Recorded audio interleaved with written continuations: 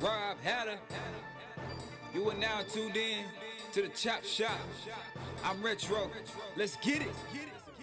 We in the Chop Shop. We live in the Chop Shop. We talking sports talk. We live in the Chop Shop.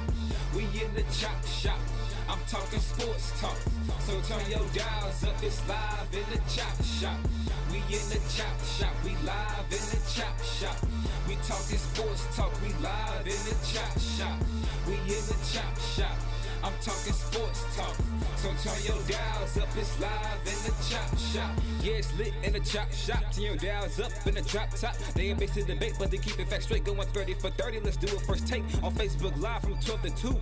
Rob Hatter and Jim Hicks going back and forth like Carter Ray and Skip Bayless and Stephen Smith. From on the court, off the court, straight to the field. Not a man that steals, but I made it steal. To the octagon where I fight to kill. We go face to face, then you write your will. I don't play tennis, but I bring the racket. I'm on the floor, I attack the basket. Put you in the casket when I'm overlapping. Never showing mercy, cause I'm always snapping. Never showing mercy when I'm in the arena. Step into the ring, he hit me as I beat him. Step into the court, I'm never backing down. Killing competition, I'm smacking down. Let me get back to the other stuff at the Chop Shop, cause they cutting up. It's Retro coming to you live to the Chop Shop. Now let's turn it up. Yeah, we in the Chop Shop, man. Shout out to Jim Hicks and Rob Hatter. You can catch the Chop Shop live from 12 to 2 on Facebook Live. Let's get it. We in the Chop Shop. We live in the Chop Shop. We talking sports talk. We live in the Chop Shop. We in the Chop Shop. I'm talking sports talk. So turn your dials up. It's live in the Chop Shop. We in the Chop Shop. We live in the Chop Shop. We talking sports talk. We live in the Chop Shop. We in the Chop Shop. I'm talking sports talk. So turn your dials up. It's live in the Chop Shop.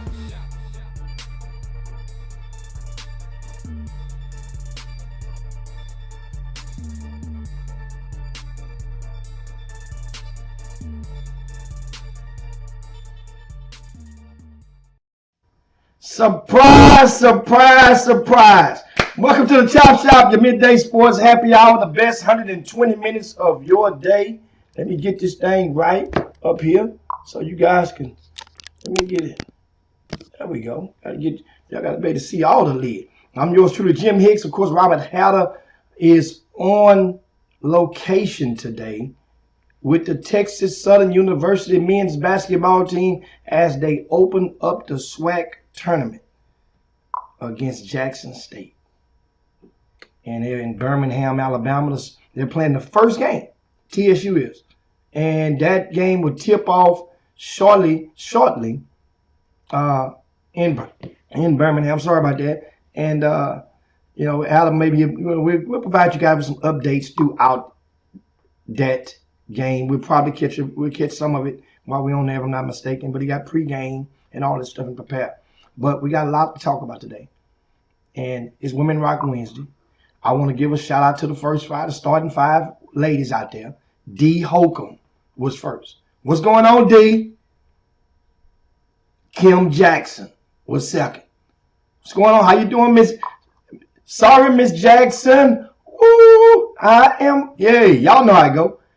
Madonna Johnson, Mindy Collins, and rounding out the starting five, we're gonna go all the way to the Sugarland area. We're gonna get Arnetta Jackson. We got a couple of Miss Jacksons up in this joint today. So shout out to Arnetta. What's going on? Hey, you guys, I'm gonna invite you to share the show to your timelines, to your pages real quick, so we can get this thing started off popping on this Women Rock Wednesday.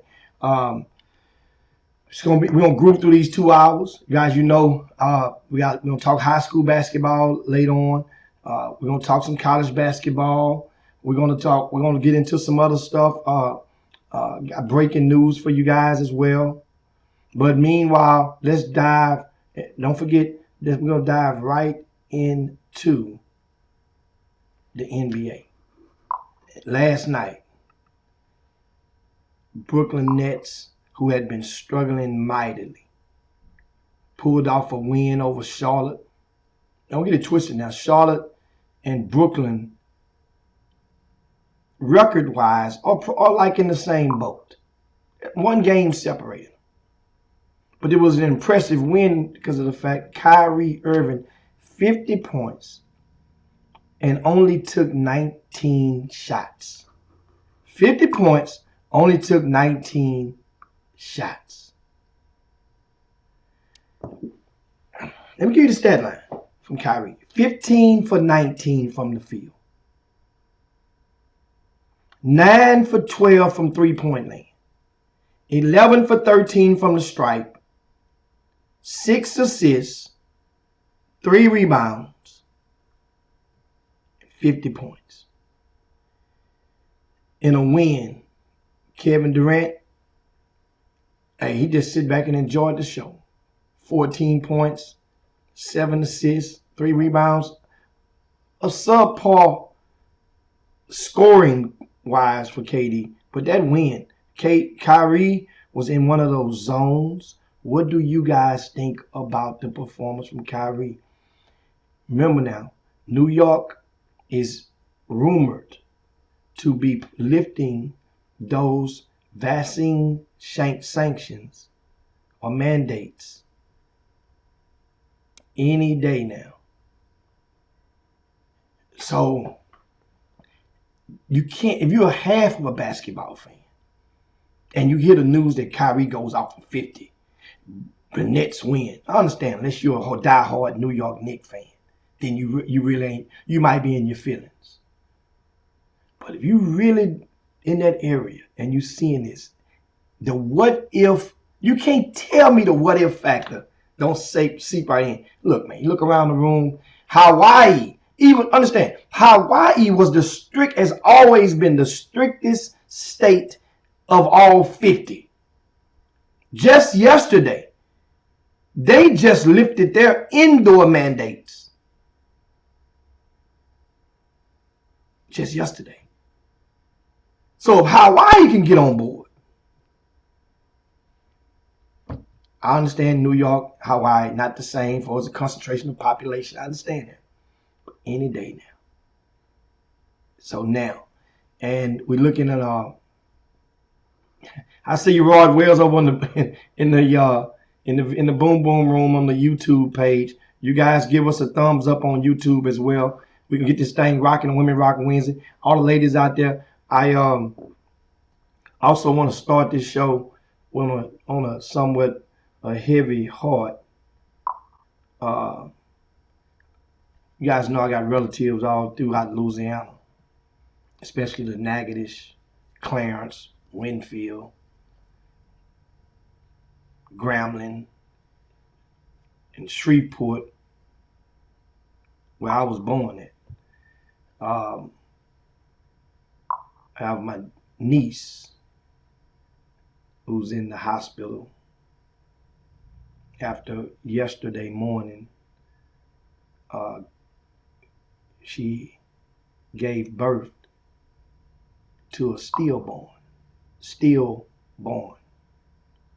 So that's tough on my oldest sister, one of her daughters. Her name is Germany Haynes. So I know she's going through it. That has to be a rough. And it's funny because my mom actually had a stillborn, I think before I was born. Or it might have been afterwards. Before. It had to be before. Yeah, before I was born. But anyway, you guys, throw some prayers up for young Germany. I say young, she's in her 30s right now, going on probably, in her mid-30s. So, now, we got, we talked about Kyrie in Brooklyn. Golden State won last night as well. They got into the winning category. They've been struggling mightily alike. And I want to look and see, in this game from Golden State last night, they beat the Clippers, beat them by 15. And in that win for Golden State, of course, Steph Curry, 15 points. Didn't shoot it too well. Klay Thompson was he had 20, wasn't the leading scorer. Kuminga led him in scoring with 21, believe it or not, off the bench. Great game for him. How about that pickup? And he's probably the reason James Wiseman has been cleared to go and play a couple of G League games. But Jonathan Kuminga is probably one of the primary reason that Wiseman is not even expected to crack this rotation. Not expected to crack that rotation.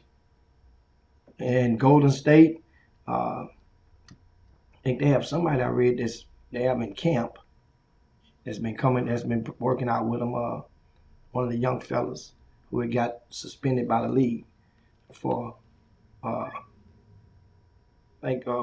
banned substances or something, but can't think of his name. But anyway, and you guys on the Boom Boom Room, you guys will talk. A lot of you guys throw some topics out there if you got questions, and we might even open up the phone lines for you guys. Matter of fact, I'm opening up the phone lines probably at 1:30. Phone lines open up, we crank up, and we talk some stuff. And you haven't done that in a while. That way you guys can give your shout outs and we can give your takes and go around the horn. And if you got anything you want to talk about, we start. Tyreek Evans, thank you. Jeremy Davis, that's the young man that they said that is rumored to be working out and close to signing with Golden State. Now, on that Warriors game, Marcus Moody started for the Warriors last night. And he had 10 points in that win. So the Warriors are grooving. College basketball, conference tournaments are in progress as we speak right now. And, Florida State is getting hammered by Syracuse right now. God, good gracious. That game at halftime, they were down by 20 plus. I think it's 55-32 right now. And Syracuse, Florida State, it's been one, I guess, up and down year for them this year. But yeah, speaking of college basketball, once again, TSU, Jackson State will be tipping off shortly. And Texas Southern Hatter, if you just tune in, Robert Hatter's on the road with the broadcast team, along with Chatterbox Larry Hill, doing that broadcast. So that means for all you guys, all you Wednesday happy hour fanatics, Chatterbox always packs the house at Bessie Mays over right off the freeway on the north side. And he won't be there today. He's in Jackson, Mississippi. How about Jackson State? I've announced that Mo Williams will become the head coach. Right? Leaving Alabama State. And already a player or two has put their name in the portal. One of the young men was from Duncanville High School, Warren Rayner. Warren Rayner was on 2 of those state championship teams. Hell, yeah, 2 of them for sure. And he did pretty good this year at Alabama State. I think he averaged probably about 10 points a game. And he's in the portal. Does he go to Jackson State with Mo Williams? Understand, Mo gave him plenty of burn. He earned some burn under Mo. Or does he come on back to Texas? I think his folks is from the Rio Grande Valley area, near the south tip of Texas. UT Rio Grande Valley is down that way. Warren Rayner. UTSA is rumored to be some turbulence in that program over there. I'll be in San Antonio this weekend for the boys basketball state tournament, UIL. Larry Moore. So he has a player over at Alabama State right now, 6'7" freshman. What's his name, Larry, Mr. Moore, and how is he doing this year? And Jeremy Cunningham said, what's the place we get the wings at 2 years ago? And Jeremy, I'm trying to think which place you're talking about. We got about 2 or 3 wing places. Got 2 or 3 wing places. I got them on the north side. I got one on the north side now. I think it's called 3Ds. Like 3 in the alphabet D. You look that up. They got some good wings. And they got, get your old daiquiri or something on your way out the door. You know, they tape it up. You know, they tape it up legal. You peel that tape off there, stick your straw up in that thing and slurp away. Right? And yeah, we mentioned that is moved by Mo Williams, but the timing of this, back to this Jackson State thing. Couldn't they have waited 3 days? Couldn't they have, before pulling the trigger? What was going to happen? Jackson State, of course, the head coach is retiring. That is, retiring. They're playing their first game of the SWAC tournament to date against TSU of all people. And you make an announcement about a new head coach. If that ain't a distraction, I don't know what the hell is. I mean, what do you guys think about that? What do you guys think? I mean, think about it. Couldn't they have waited a couple more days? Understand, it's not like it's signing date. It's not national signing date coming up. Yes, Alabama State did not make the postseason tournament in the SWAC. Only the first 8 teams make it. There are 12 teams in there. Only the first 8 make it. So, yes, their season is over with. But Jackson State's season, they could understand. Who knows? JSU couldn't make it to the tournament, to the dance. Doubt it. But that's why you play the game.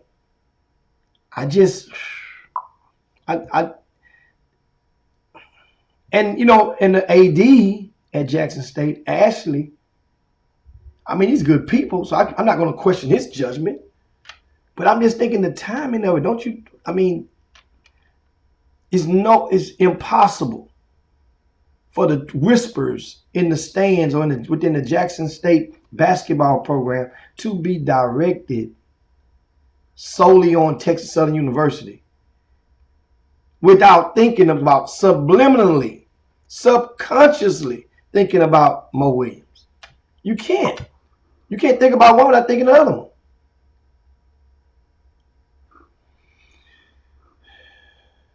So now the question is, this is how this goes in college coaching.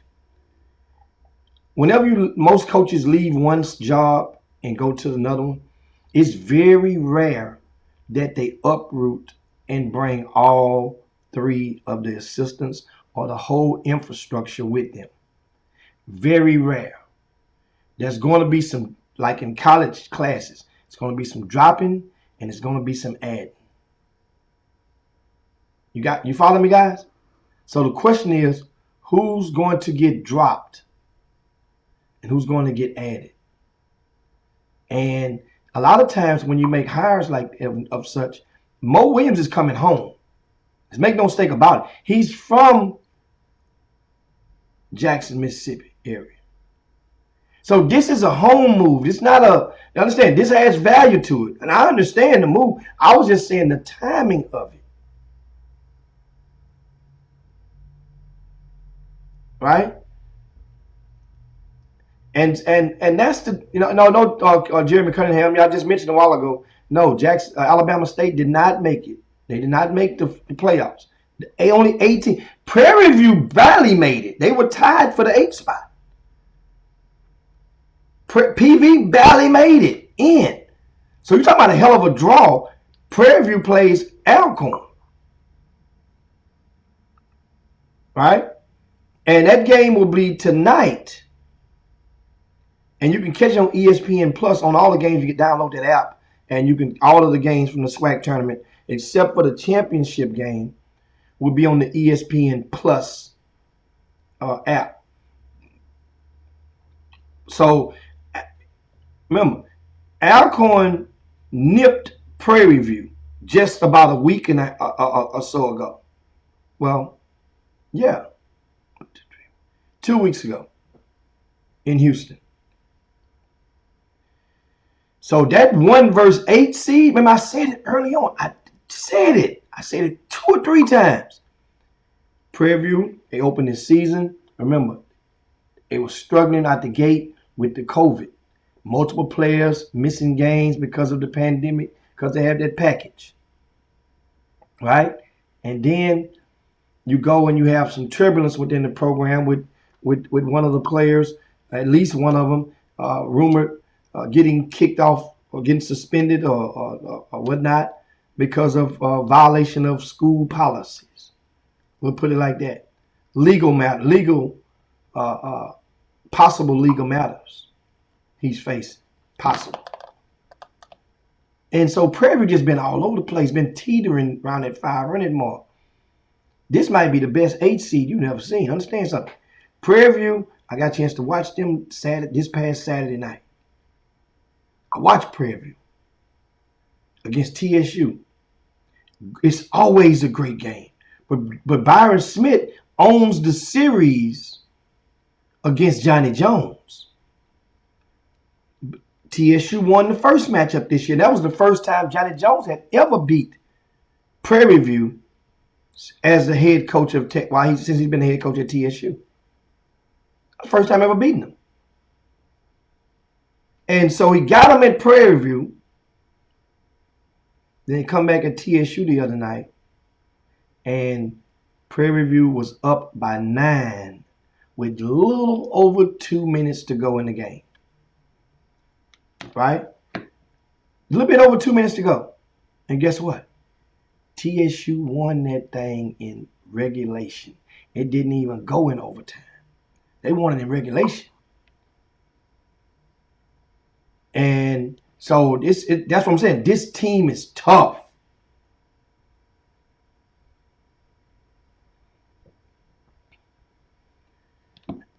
So, man, as a matter of fact, let me remind you, for those that missed it the other day, and you guys that missed it, let me remind you how I was rocking up in there. Hold on. Let me remind you.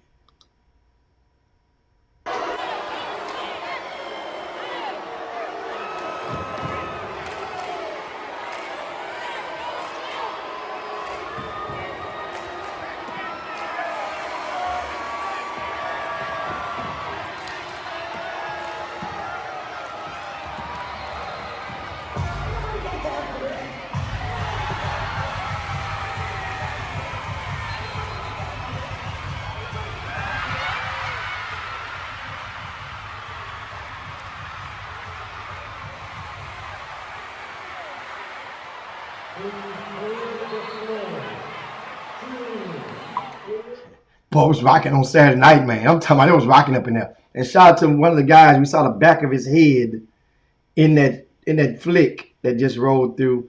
And that gentleman was in town, had flew into Houston to promote the HBCU inaugural All-Star game, which will be held in New Orleans in conjunction with Final Four. So it's going to be a part of the Final Four for years to come. And that gentleman used to be an HBCU head coach just a couple of years ago. That's Travis Williams. And so Travis Williams, that's my guy. We go way back. Went turned to old Conan with old Travis after the game. Made old lap. That's what we call it, gently. And before turning on in, he had a 6 o'clock flight. Had to get over to Alabama for the celebration with the bridge in Selma with a lot of the dignitaries. But let me tell you something. The SWAC, as we go into the off season, or in the postseason, that is, guys, I'm gonna tell you. I don't know if you've been paying attention or not, but take a look at how strong, how big, how talented a lot of these guys is. And I don't hear it as much as I used to, but people use the name. They talk about the SWAC like it's like the last degree of basketball. I'll tell you like this. If the SWAC was to play the Southland Conference in a head-to-head, just like you do the Big 12, SEC matchup, if the SWAC was to play the Southland, it would probably be even Steven. It would probably be even Steven in basketball. You got to realize one thing, if you haven't looked at a lot of these rosters, is when you're paying attention to these rosters, parents, look at what these guys are classified as. Click on them and read some of their resumes, their bios. Every scholarship player out there made all district. I hear people going crazy in Google about making all district. The walk-ons made all district. Do you guys understand that? They got a whole crop of players on every college campus out there that are playing intramural basketball that were all district, rocking their Letterman jackets every doggone day in the summer. Because that's the only memory they have. Because that ball done stopped bouncing pretty much. But my point is, there's talent. And that talent is those people making a conscious effort. And TSU, it didn't start with Johnny Jones. Mike Davis started this new wave at Texas Southern of purposely getting primarily older grown men to come into your program. And he won with it 4 out of 5 years under the Mike Davis watch. So what happened is, then Prairie View, Byron Smith say, I'm going to get me more and more older guys. And guess what Prairie View did? They won with it. And then Southern intensified and increased their efforts of getting older guys. And next thing you know, the whole conference is 21 to 23 years old of the guys that are on the floor. Guess what? You're going to find, you can count the freshmen on one hand that's starting in the SWAC. On the winning teams. I'm talking about the playoff teams. You count on one hand. One of you guys go look it up right now. Go dig it up. The starting lineups of all, 16 teams? No. 18. I'm sorry. 8 seeds. All 8 teams? Matter of fact, you don't even have to dare look up TSU. Now, TSU has a freshman who played well the other day and played en route to playing starter type minutes. And that's Brian Miles, Madison High School, then Legacy, the School of Sports Sciences. He played, ended up falling out. How many minutes did he play? 12 minutes the other night. 12 minutes, picked up 5 fouls in 12 minutes. It's a whole different speed. But Miles has been playing, to his credit, that type of slot all season. But my point is, I'm trying to get to you guys, and people not understanding, or you're ignoring it, or you're just straight up ignorant about it. And that is,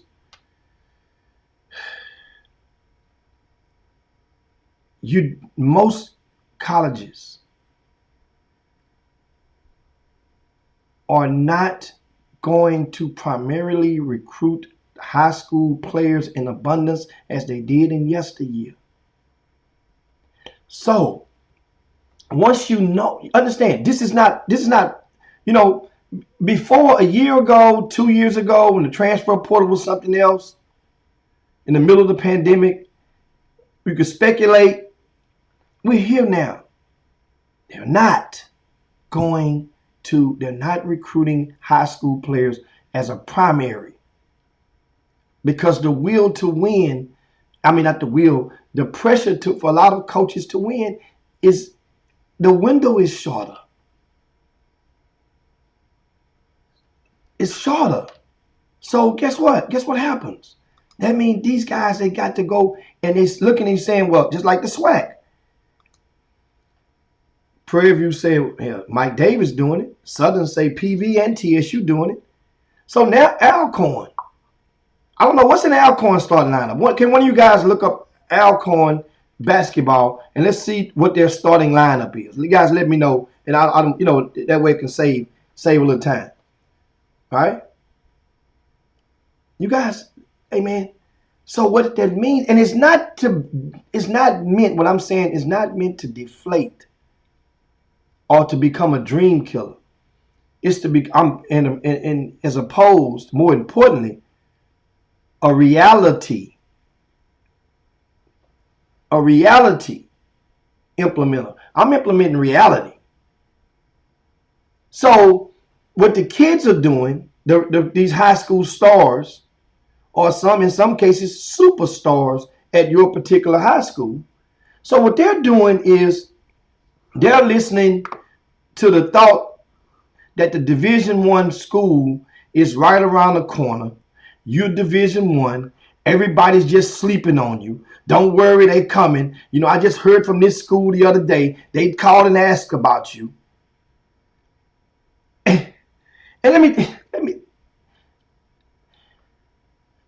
people, if you call a college coach and he misses your call, then he calls you back, returns your call, calls you back, you go run with that phone call and say, man, so-and-so called me, as though he was just randomly out the blue sky. He returned your call. Yeah, he called you, technically. But people's far too much of this stuff, these young people, you fooling them. And here's what my point is, what I'm getting to, is that there are schools out there where they can go and play at. One school, as a matter of fact, what I'm going to do, it's going to be tough right here. Let me see. First, I need to set I'm going to do something that I ain't never done on the Chop Shop. All right? I don't know. I'm trying to see how I can get my do not disturb on my cell phone, right? And if I can get my do not disturb, and I don't know where you got to go to get the do not disturb, right? Y'all tell me on the iPhone where you go to get the do not disturb. I want to put it on before I do this. I'm gonna get somebody on the phone. I'm going to do it like, it's how Ralph Cooper do this. It was funny. Shout out to Ralph, the legend, Ralph Cooper. You guys catch him on weekdays. You follow him, of course, at Ralph Cooper. And then you catch him on Saturday mornings on KTSU 90.9 FM. Go to settings, and then I'm in settings. And where do I go to hit do not disturb? Swipe the left side of the top.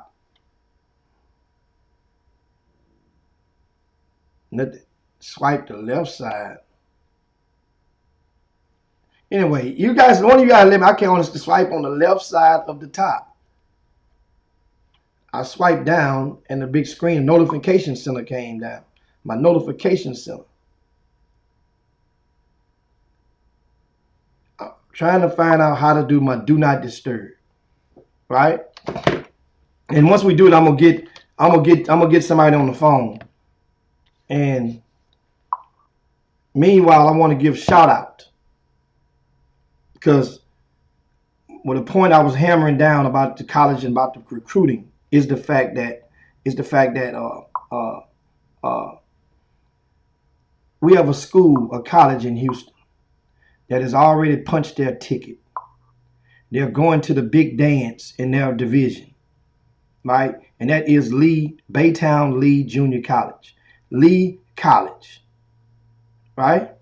So Lee College got an at-large bid to the National Junior College Championships. So they're going to the junior college version of the big dance. And the thing about Lee College, right, is the fact that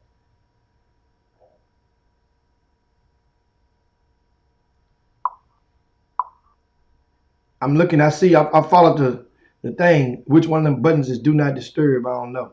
Well, that wouldn't be airplane mode. Looking. I'm looking now. I'm on it, guys. I see. I got it right here. Now, which one of them buttons I got to push? I want to know how to click on the focus. Okay, click on the focus. Then do not disturb. There we go. Now, I was giving a shout out. So now we're gonna watch this right here. And I ain't thinking about this because I'm gonna turn off that. And we're gonna get Coach on the phone.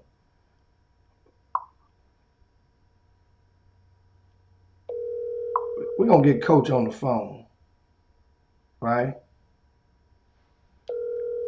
We're going to get him on the phone for y'all.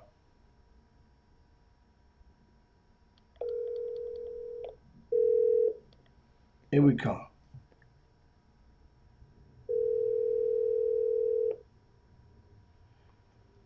It's 12 o'clock. Anyway, 12 o'clock, and he traveling. They might be traveling right now. We'll see you in just a second. In just a second,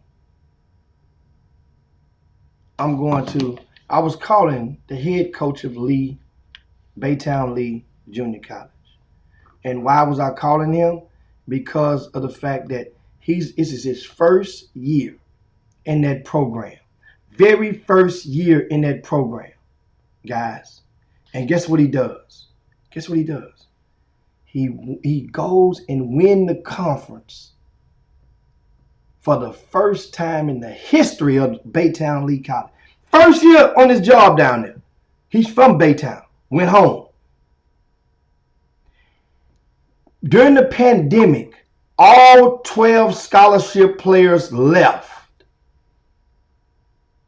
Do you understand how hard that is? He restocked the entire refrigerator in one season. And they're gone to the dance. And they're going to the dance.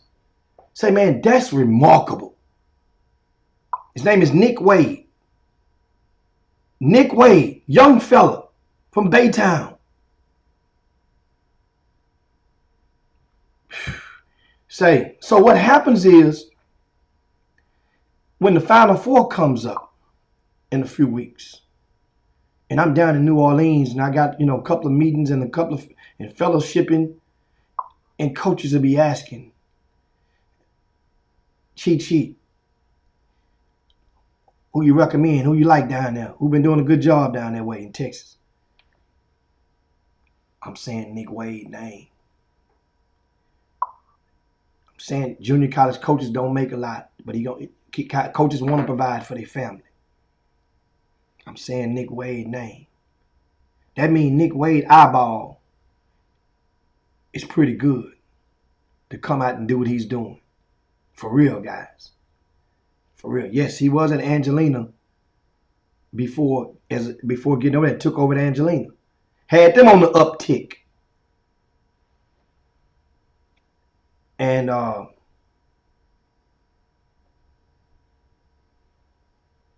learned how to put my do not disturb on now.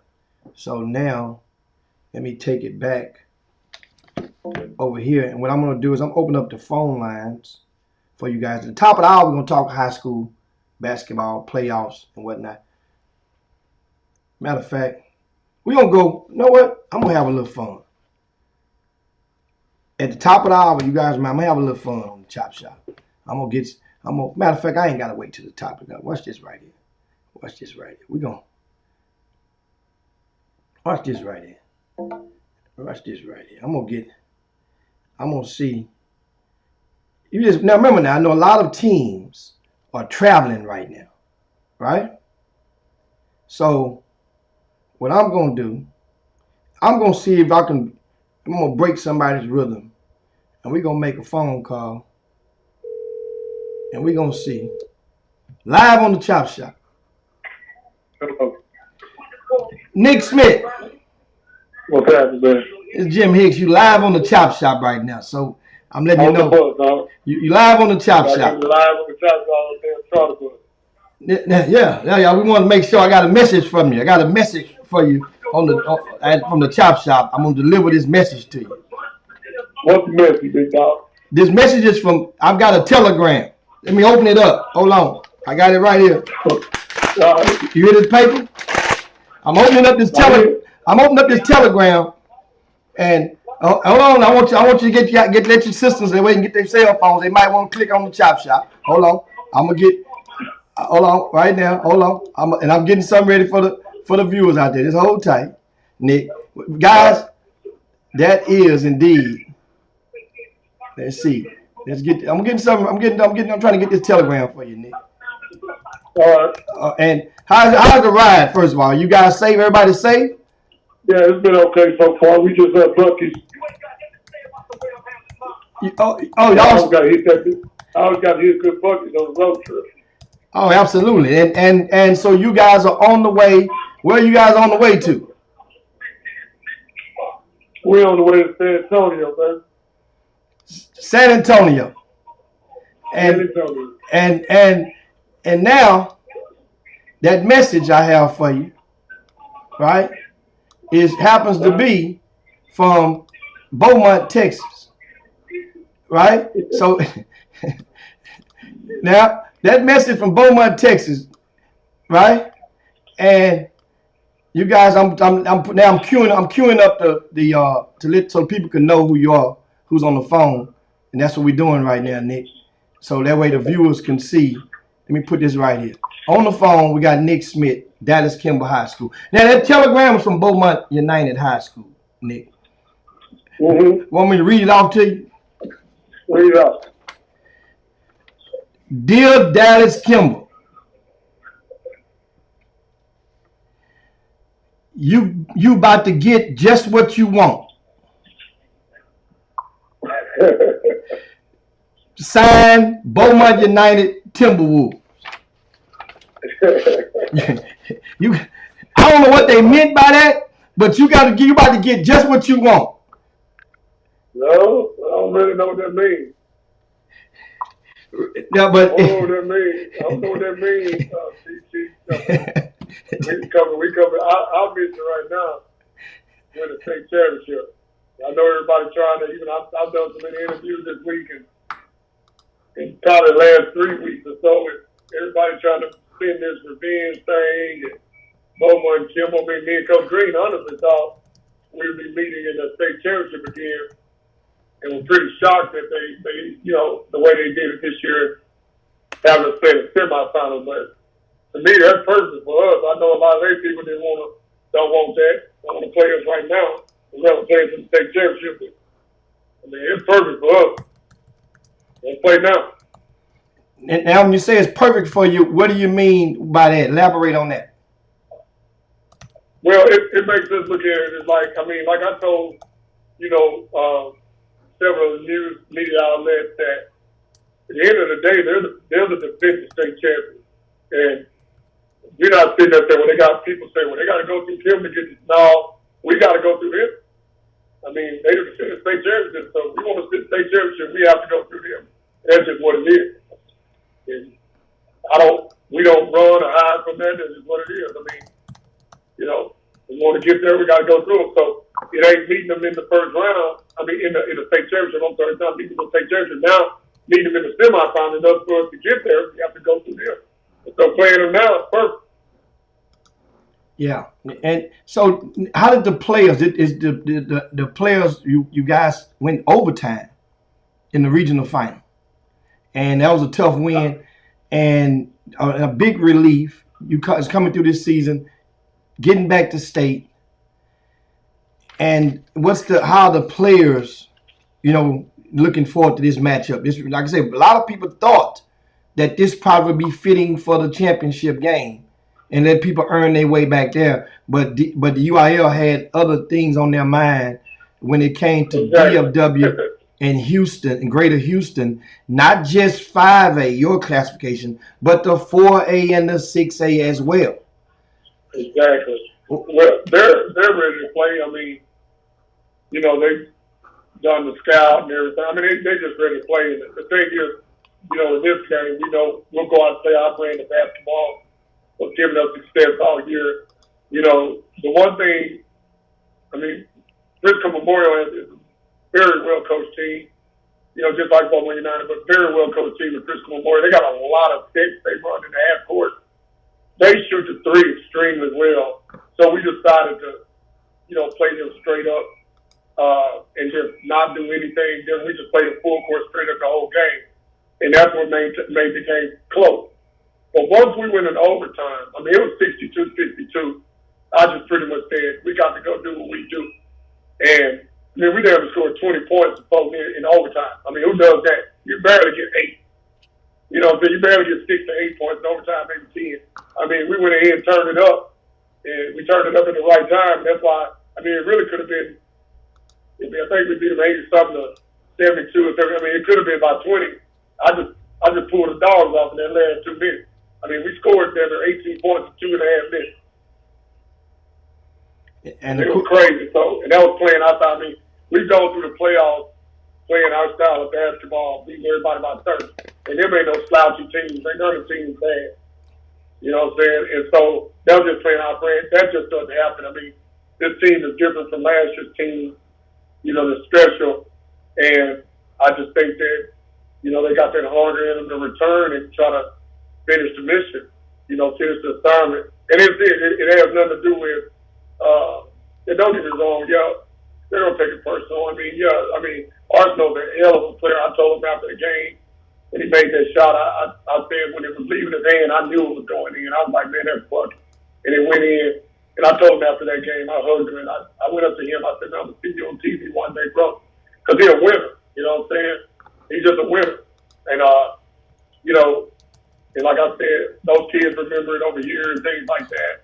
But at the end of the day, their main focus is to win a state championship. And that's it. I mean, we just been playing who's in front of us at this time. And so that's just kind of where we are right now. Now, lastly, I want to get, of course, we just tuned into the Chop Shop. We have head coach Nick Smith, Dallas Kimball High School, the Knights. They're en route to the state tournament in San Antonio, which tips off on Thursday. You guys, tell them what time you guys Dallas Kimball and Beaumont United play this weekend. We'll play at 7 o'clock p.m. Thursday night, you know, at the Alamo Dome.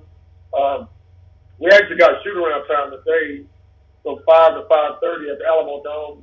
It's kind of crazy because UIL has us both shoot around at the same time on the same court. So I guess we'll be on one side and they'll be on the other side for 30 minutes. And they're doing Timberview and Bourne the same way from 5:30 to 6. I don't really understand that, but we got some other things set up ourselves, you know, to get some practice in, though. So, like, I mean, I haven't heard of that before myself. They could easily just swap two of those teams around, but something like that, you guys in the state, in the high school coaches association, you know, like grievances or concerns, you know, it's too late now. But wouldn't you just? How do you make change? How do you get somebody to change that mind of thinking? We pretty much just all got to get together. The guys that's down here now, and you know, they made it. All the high schoolers down here now. We just got to say it's got to change. That's got to be different. Maybe even how they seed you in the Final Four in the matchup. But you know, that comes with voting, things like that. TABC have to get involved. SBA have to get involved. But you know, you don't have two teams, and we don't play till tomorrow. And I do understand they're trying to give us some time on the main court, which is good because I'm not going to turn it down. Even though normally when you come to an event like this, you'll probably get to somebody's high school gym to get you about an hour practice in or shoot around. But I'm not going to have a chance to get some shots up on this court. But when you say we're going to be on one half of the court, they're going to be on the other half, and then maybe at the 15-minute mark to switch ends. I mean, come on. That don't make sense. So you basically giving the other team, or y'all getting a free de facto scout of each other. Yeah, even though you're looking down there, you're just seeing each other. You know what I'm saying? You don't see each other anyway. It's just the fact that, you know, that's just not how you do it. You know, it's different. They go out 30 minutes and we go out 30 minutes or something. But they got both. I guess they're just trying to kill all these birds with one stone. I don't know. and try to get everybody. It might have been suggested that because of the magnitude of the spacing in the Alamo Dome and the court size, maybe some coaches suggested that they at least get 30 minutes on the court so their kids can kind of get a feel for it. And I understand that. That may have come up. And that's why they're doing it like this. Now you mentioned about the seating, and every year around this time, there are questions and concerns because on how the UIL implements their matchups in various category classifications. Tell us, what is the rule and how did you guys ended up drawing Beaumont United this year? Well, after a conversation with Coach Green, he kind of looked at it to see. It was actually in an email, I think. I would have to go back and look at it because I don't want to misquote it. But just from kind of my understanding, it was a flip of a coin or something between the losses when it came down to us. And like, okay, we're 30-8. I think United's record is what, 33-4 or 30. I think they only have 3 or 4 losses. Timberview only had 3 or 4. Board only had 3 or 4. So they went off the loss percentage. But my point is, my question was, and like me and Coach Green, for probably up until about mid-January, with TABC, we were number 1 to state. Beaumont United was number 2. Then we lost to Lancaster, and we beat Lancaster. Beaumont United went to number 1. We went to number 2. So you got the number 1 and number 2 teams in the state.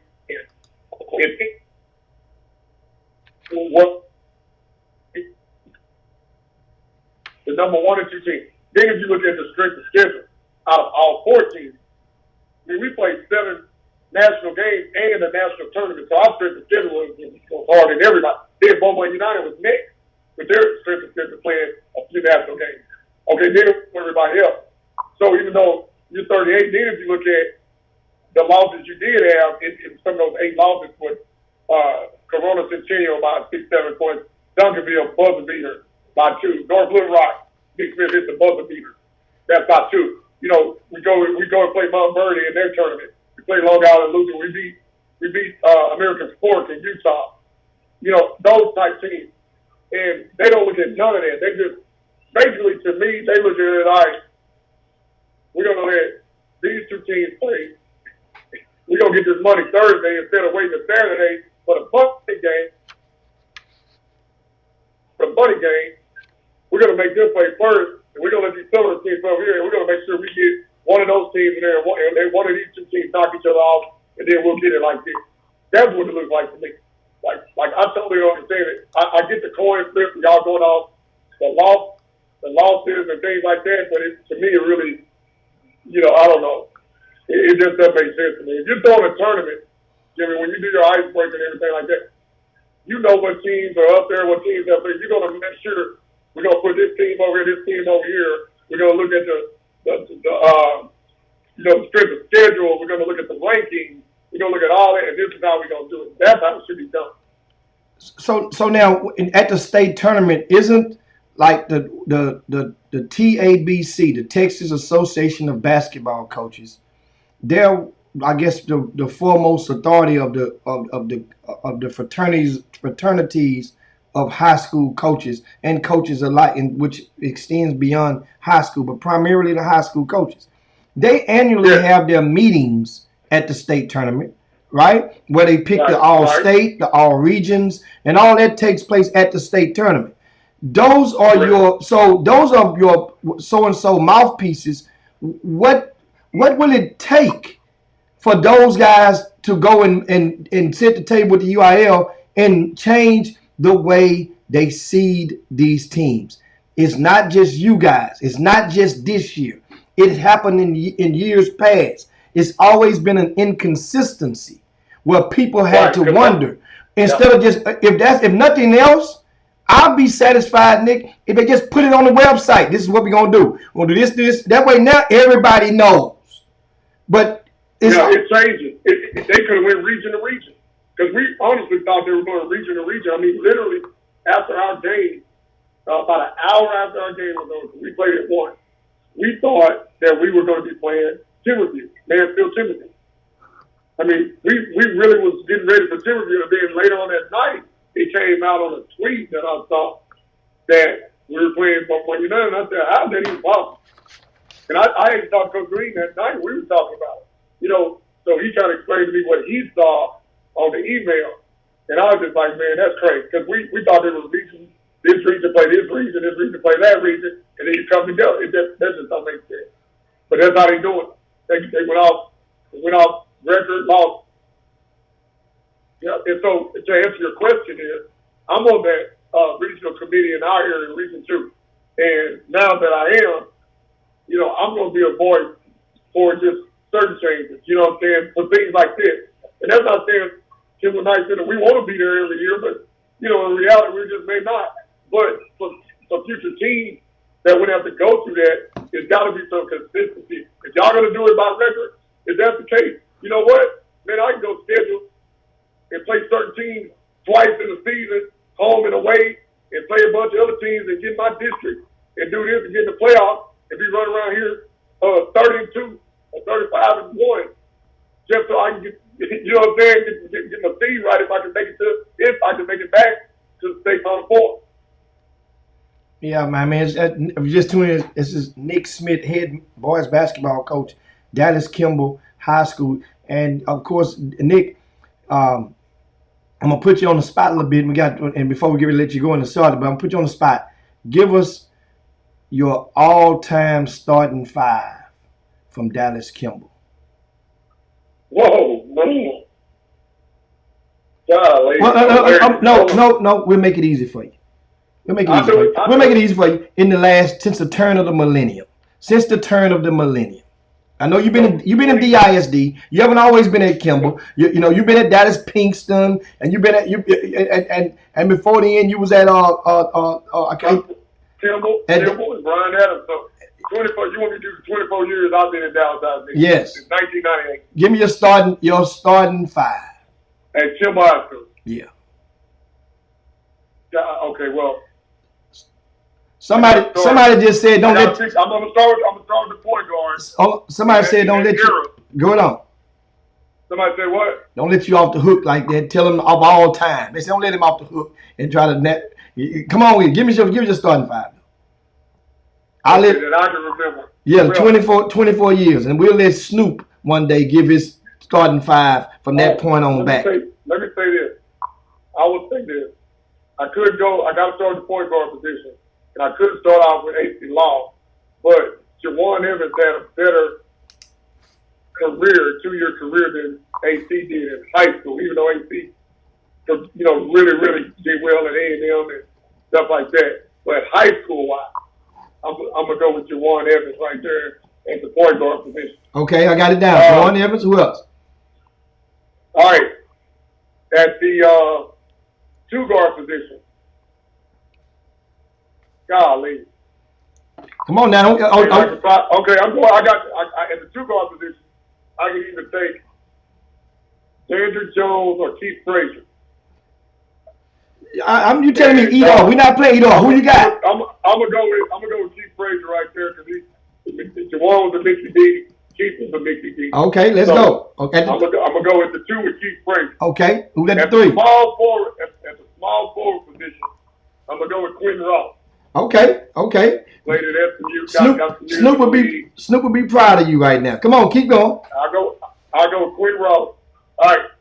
At my fourth spot in those years right there, I probably would go with I could either go with Chris Davis or I could go with D'Angelo Allen.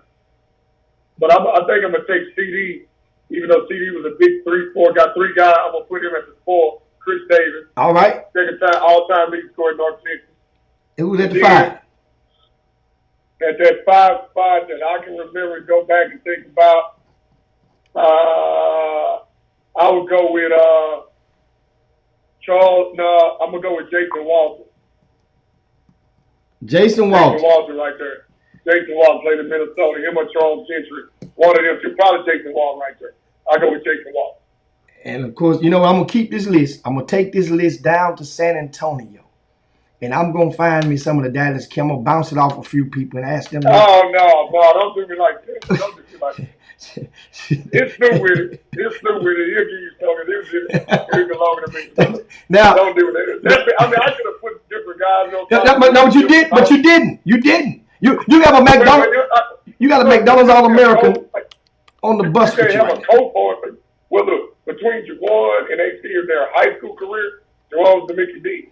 Between Dandridge and Keith Frazier in their high school career, Keith Frazier was the Mickey D. Okay, but you got a Mickey D's on the bus with you that's going to be suiting up with you tomorrow night against Beaumont United. You got a McDonald's All-American. You didn't even mumble his name.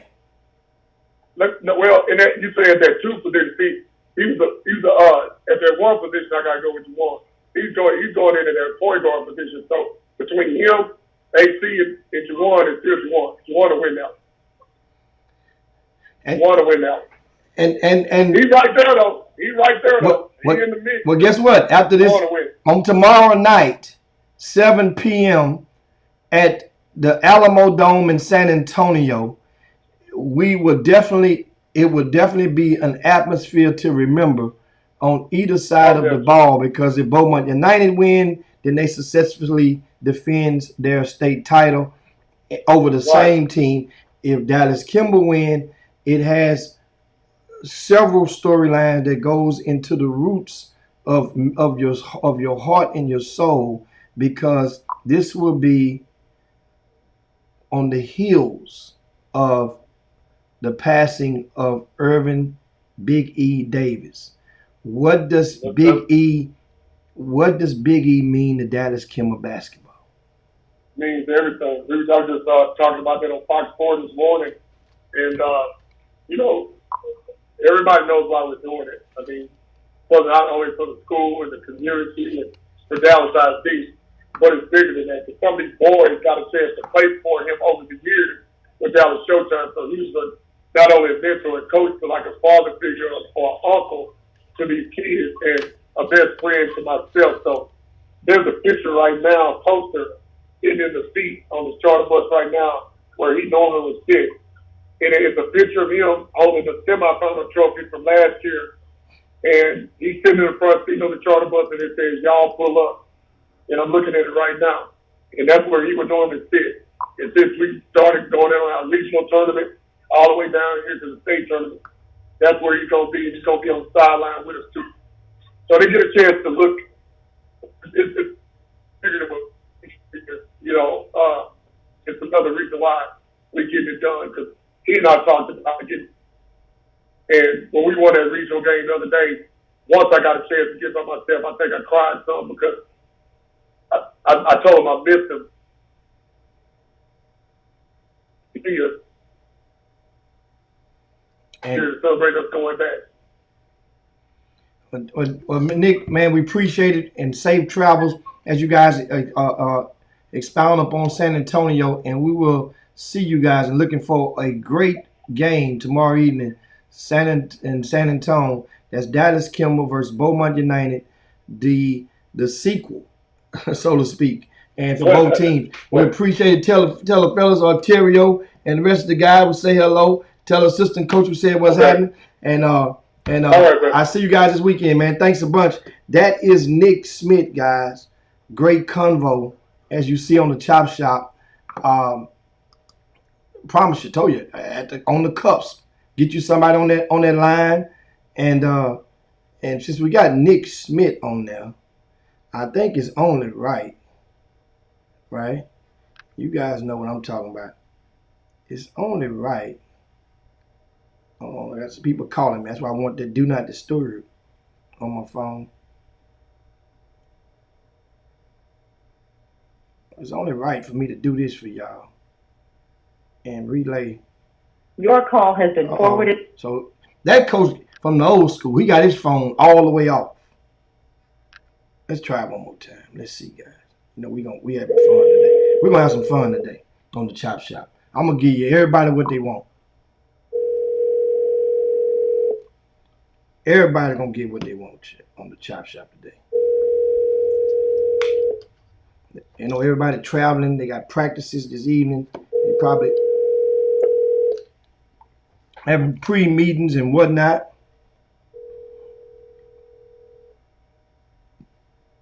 Coach will call right back. They probably in meetings right now. We're going to call. So it was only right for me to reach out to the Beaumont United head coach and let him get his airtime as well. And Kevin Freeman said David Green don't have a cell phone. He got a cell phone. I called Miss Green. I got her number in there somewhere. They good people. Them like family right there. And but anyway, guys, the state tournament, in case you didn't know, Class 4A, 5A, and 6A is all DFW versus Greater Houston in the semifinals. You got Silsbee playing against Dallas Fate Family. You got Beaumont United playing against Dallas Kimball. And then you have Atascocita playing against Duncanville. And, you know, economics, the UIL they probably didn't get this one right for as economics goes. Those three, understand, no disrespect, none of the other teams, but the opportunity because of the rivalry. There's not a rivalry between San Antonio and Dallas. There's not a rivalry between Houston and Austin. There's not a rivalry between Abilene and Corpus, El Paso and Killeen. It's Dallas, DFW, and Greater Houston. Not saying you got to make them in, but all three of them did not have to be in the semis because a lot of people had to, you know, everybody got to take off work. But the crowd, a Saturday, you win your way there like they did before. Let that rematch have the opportunity to saturate itself in the championship. That would have been awesome. That would have been awesome. But guess what? Everybody get what they want. Or they get what they acted like they wanted. We will all be able to tell in due time in regards to these state tournament matchups. So now, I promised, speaking of Beaumont United, I promised you guys yesterday we'll talk more about Beaumont United they beat Crosby to go to state in case you missed it. Crosby features P.J. Haggerty, who signed with Texas Christian University. And so P.J., right, there's no player in the state, arguably, who had been playing in the postseason at the level of what P.J. Haggerty has been producing. He's been giving guys that have been, in other words, he turned it up when it mattered most. And Crosby was giving Beaumont United all they wanted, and then some. The depth took its toll. Beaumont United, man, got that lead and played that Beaumont United type of basketball. However, P.J. Haggerty, remember I tell people all the time, there's no such thing as a bad game in the big game. I've been saying it for years. I've been saying it for decades. And you can call it whatever you want to call it, but it ain't no such thing as a bad game in the big game. Just focus on that. You know, some people if you depend on where you are is what you call it.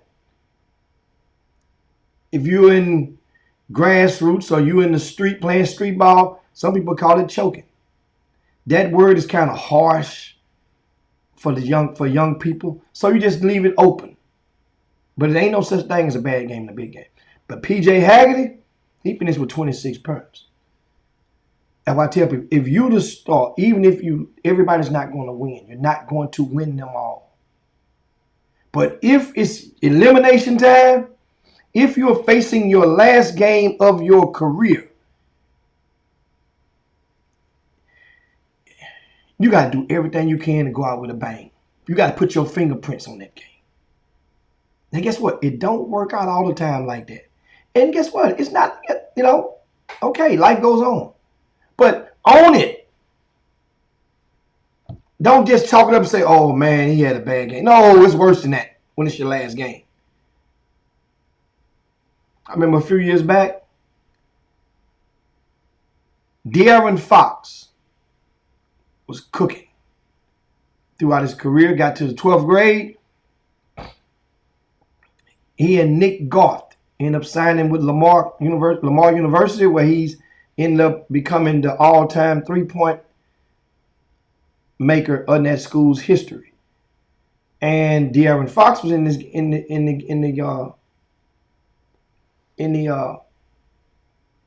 regionals, in the playoffs, that is. It might have been the regionals. And there was a young fella in the 10th grade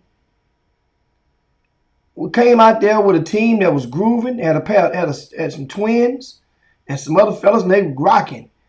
Shocked old De'Aaron Fox ended his career. That was Sam Houston High School with Kendrick Davis. Shout out to Kendrick Davis. His name AAC Player of the Year in that conference. But Kendrick Davis ended the career of De'Aaron Fox, the high school career.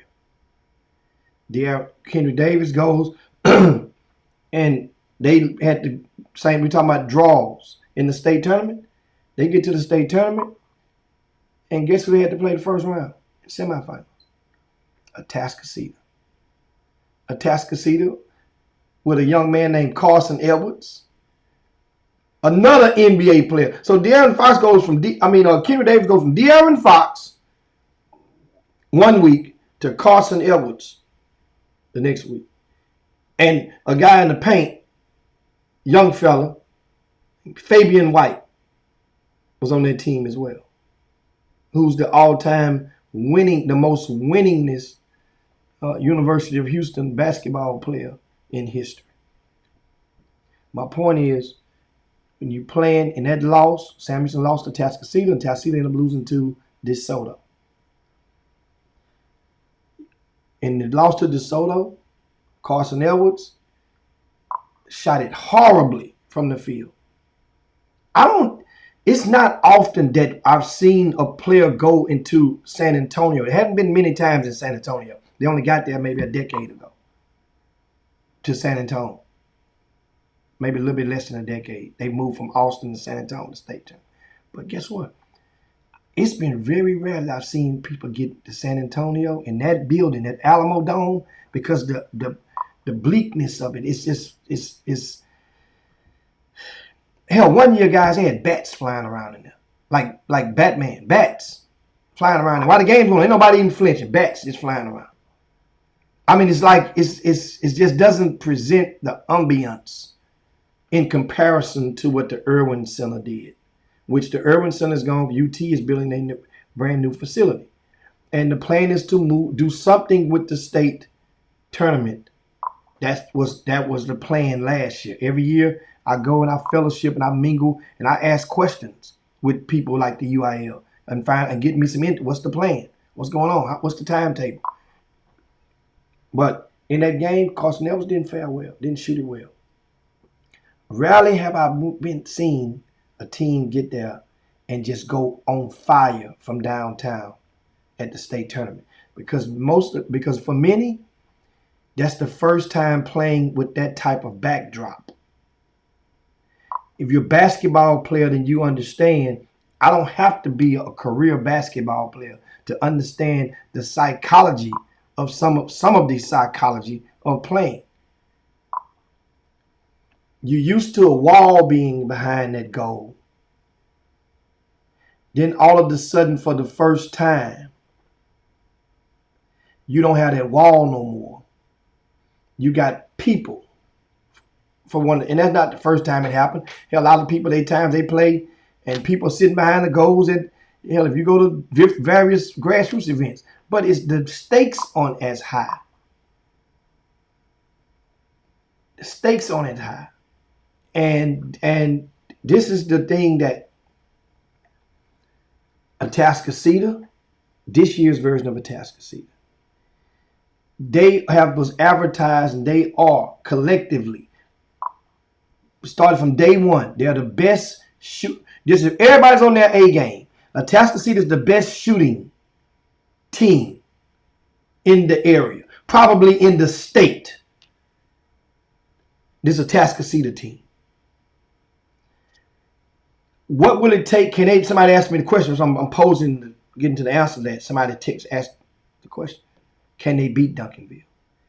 It would take for Atascocita to pull out the 1987 Villanova versus Georgetown. It would take that type of shooting performance. They shot, 67%? Hell, I think that loss from Georgetown, Georgetown shot by 60% their damn self. It would take that for Atascocita to beat Duncanville. Remember now, it's the reason they play the game. It's the reason that upsets are called upsets. Right?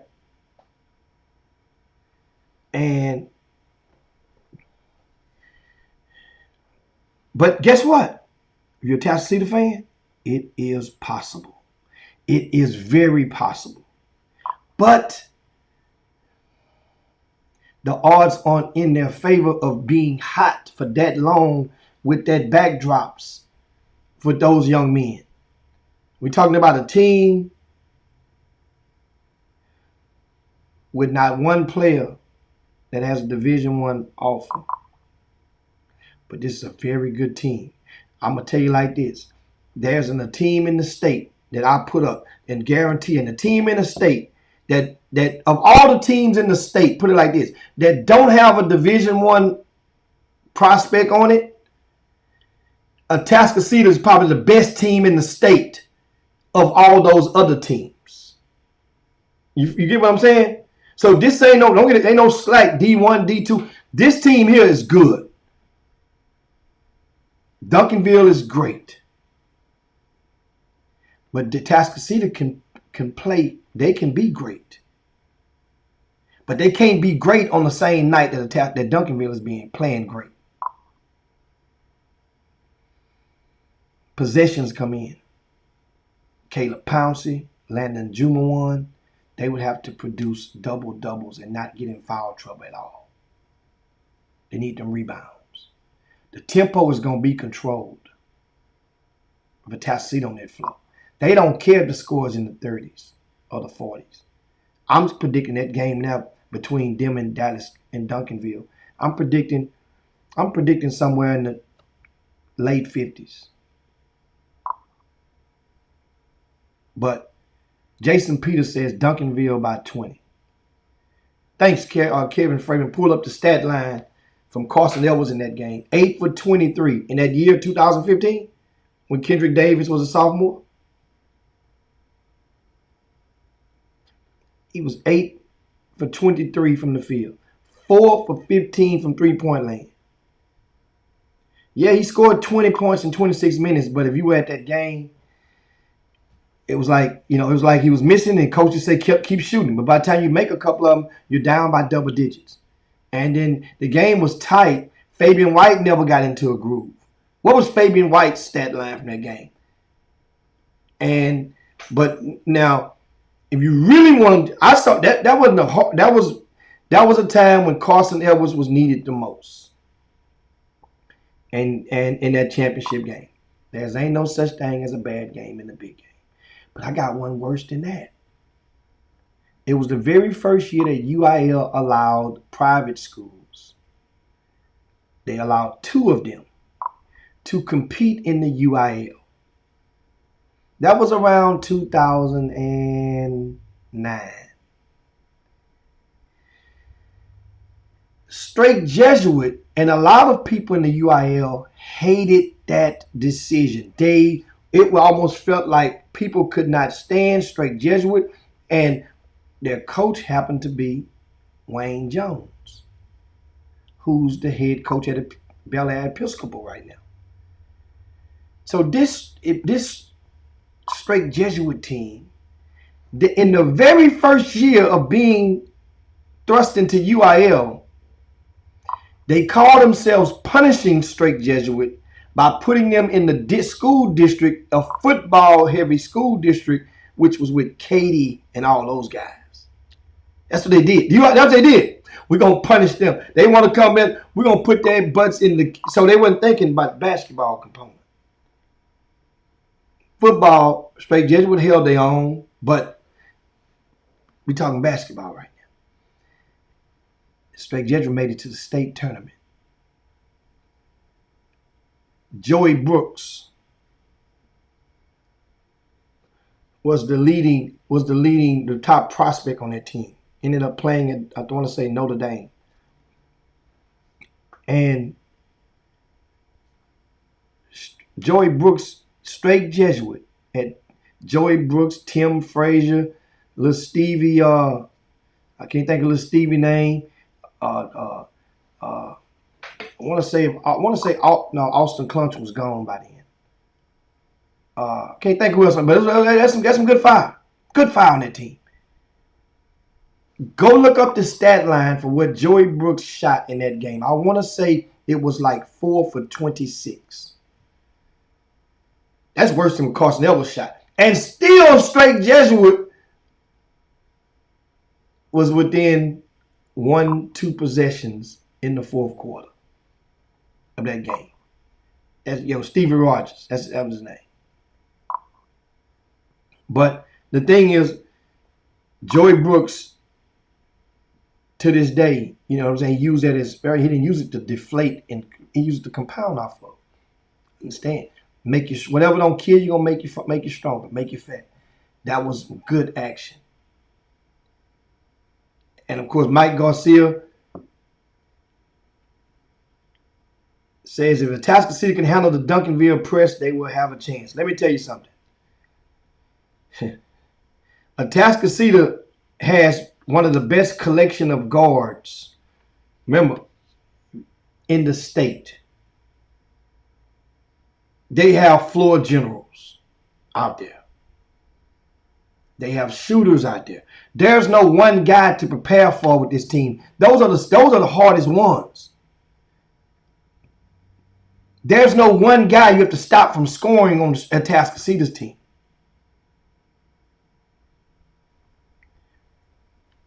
So can they handle Duncanville press? Yeah. The thing is, if Atascocita is going to knock down shots, which version of them will show up? And then it's going to dictate the tempo of this game. Because I've already told you guys already. Let me remind you again. Tell you something.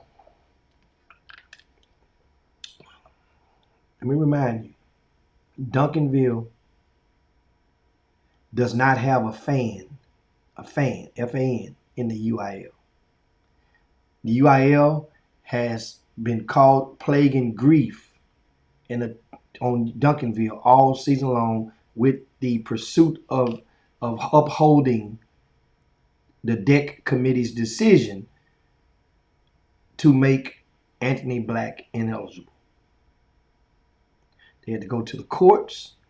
They played a little volleyball in the courts, ping pong that is, with the decisions and the injunctions and the stays and and guess what? Till it became almost embarrassing. It became a distraction for the UIL. You know, like none other that the UIL they probably was wishing that Duncanville got upset because that way it can get in the same. Put it like this. If people was wishing that straight Jesuit did not make it to state, they almost won. They went to the state championship. You know they was rooting against Duncanville. So that means the UIL, the nominal fans, people thinking, remember, sometimes people don't like you just because they feel like you don't won enough. So Duncanville has been there and won this thing technically 3 years in a row. So it's kind of like let somebody else do it. Because also now you got other people like people from Austin area. Austin Westlake lost to Duncanville in the championship last year. Well, if Austin Westlake fans would be rooting for Duncanville to lose because that would make, if they win, if Austin Westlake wins their semifinal game, then it makes it a little bit easier road. Because Austin Westlake feel like they can handle a Atascocita.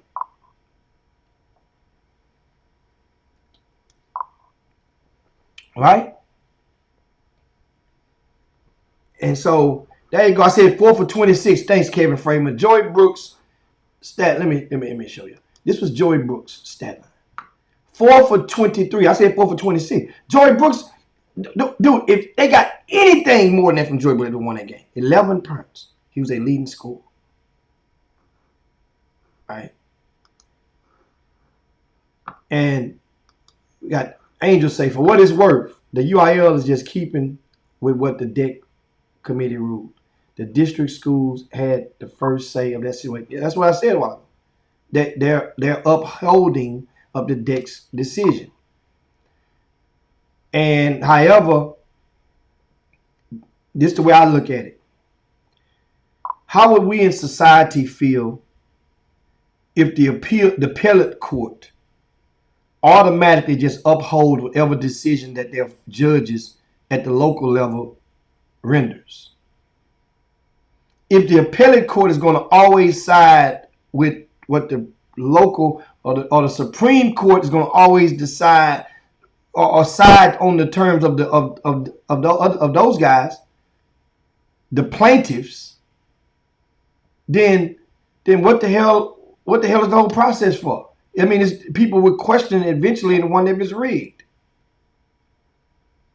And that's the thing, well, the UIL, because of this, it ain't just necessarily this situation. There's been a lot of situations that came through the pipes. Whereas, hell, we think about Seth Jones from a year ago. Kid from Dickinson High School.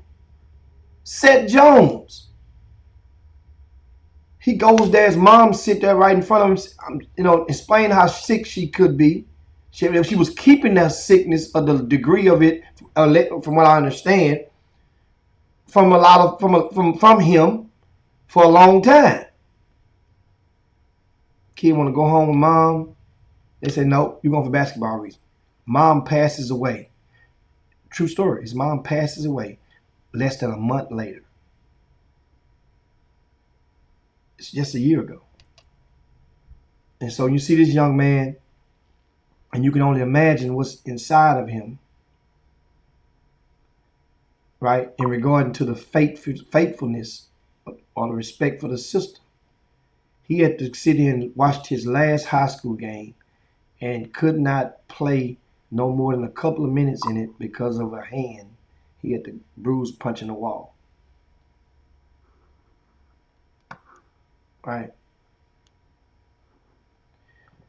And so Kenneth Gamble said that was done by design. Which part, Kenneth Gamble? I didn't ran over so many topics. Which part was done by design? Let me know. Elaborate. Which part was done by design? Let me show y'all what I'm talking about if you're in the YouTube. This comment right. He said Kenneth Gamble said it was done by design. Now, we had now it's 30. It's half past the hour. We're on the back nine at the Chop Shop. We're grooving around. Can I get you guys to share the show, if you would? Share the show to your timeline. Share the show to your groups, right? If you would. And so that we may increase our digital footprint. Now, I had another topic I was going to tell you guys, share with you guys. And I promised on Twitter earlier this morning. Speaking of, we had Dallas Kimball head coach Nick Smith on earlier. And he was talking about, if you missed it, about his I guess, a pet peeve is that the UIL and the way that they seeds the teams at the state tournament. I'm gonna tell you guys one of the pet peeves of a lot of high school coaches, especially in the greater Houston area. And something needs to be done, but there's no governing factor because every district has their own set of house rules, so to speak. But then there's a lot of districts that co-op with other districts with the power. And those that have voices that can ring through the ears of the people in power, listen to what I'm saying to you. The manner of which these all district teams and are specifically, more importantly, the MVPs are being selected in a lot of these districts is becoming a flat out embarrassment. And you can't, it's hard to get deeper into it without, it's a zero sum game. Meaning for every person that you fight for, you're basically indirectly pissing on somebody else. So that's the thing. But we're having school districts now where players, teams one district team came in 4th place, guys. They came in 4th place. 4th place. And that was a young man that won MVP. The team came in 4th. I'm not against the young man. That's what I'm saying. It makes it rain, but then you have another district, and this is the one that came on Twitter, where they had players, two teams that tied for first place, right? 2 teams tied for first. That means one of the MVPs you would think would come from one of those teams, which it did. And the father of one of the kids who people thought would get it because his son, after the district play, during the district play, he performed well. 20 points a game, eight rebounds, shot over 50% from the field. And in the playoffs, he continued to play well while guiding his team to to the regional semis. Right? So this young man did not get the MVP. They gave it to another gentleman. Right?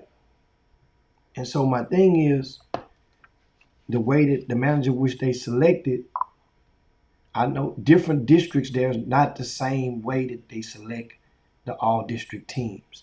If you guys want to know, I promise you, ask your local coaches they have various rules, various protocol. Some districts, the high school, the coach must nominate his MVP. And then they take the most of those who nominate. But if you don't nominate your MVP or your player, then nobody else can vote for them.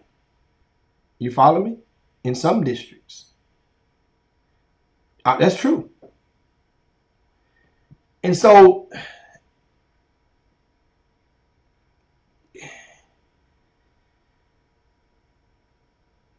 there are certain high school coaches out there who have beefs with each other because one coach might have ran the score up on the other one and this and that. So he's not going to be tending to get his vote.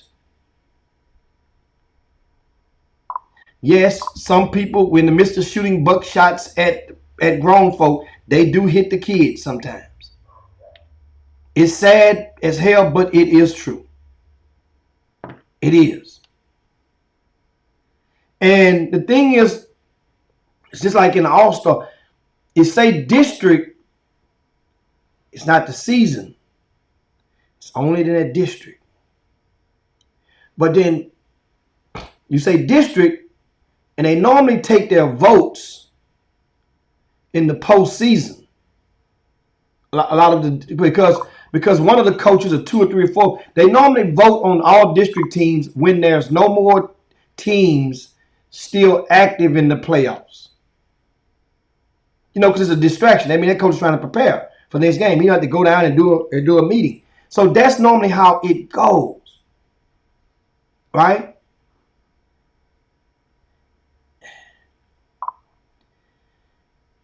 But as we watch kids perform in the postseason, it's kind of like the in the NBA. They give the MVP, and they don't announce it until the NBA Finals is up on us, right? It's when they announce it. But at the time, we get to see certain guys that go into a different gear in the postseason.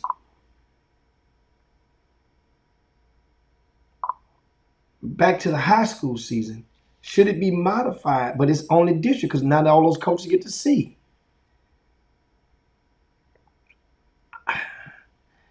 With today's technology, this is my solution. If you listen at that high school coaches. Remember when the pandemic, we utilized Zooms and the way you voted on stuff became a different process. That same process can go on with a lot of these district MVPs. This process, all district teams, all that, they can email that stuff in. You can have a ballot. You can put it in. You can do it. I mean, it's simplified. It can be done right then. But with some people, what don't kill you make you fat. That's the old saying at the table. But that's the thing.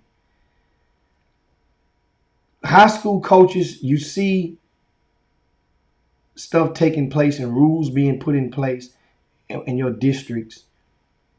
And if you don't use your collective voices, then, and you're within the system, you don't galvanize yourselves together, then what do you think bumping on the sideline is going to get done? Collectively, you can turn those fingers into a fist. I know one coach at Channelview, Shannon Holmes, Ronnie Courtney, and at the time, Henry Sims, they were adamant in forming the foundation of a coaching fraternity that could help push agendas and voice the concerns that many minority coaches have in the high school ranks. I don't know the status of that right now. I don't know but that was a great idea. But unless otherwise, you got to put people in position that carry and can have or concern about your common interest. That's what has to happen. That's what has to happen.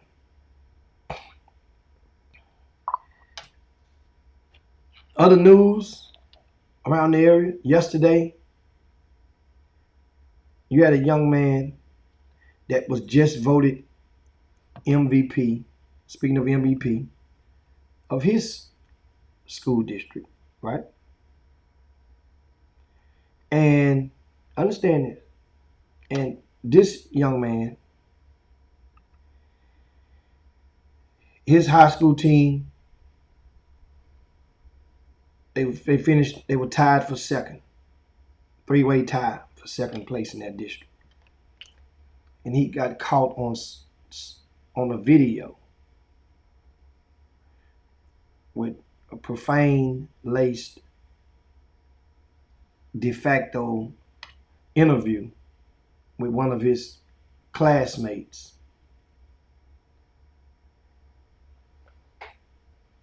On school property, making the video. And this young man was just named all district.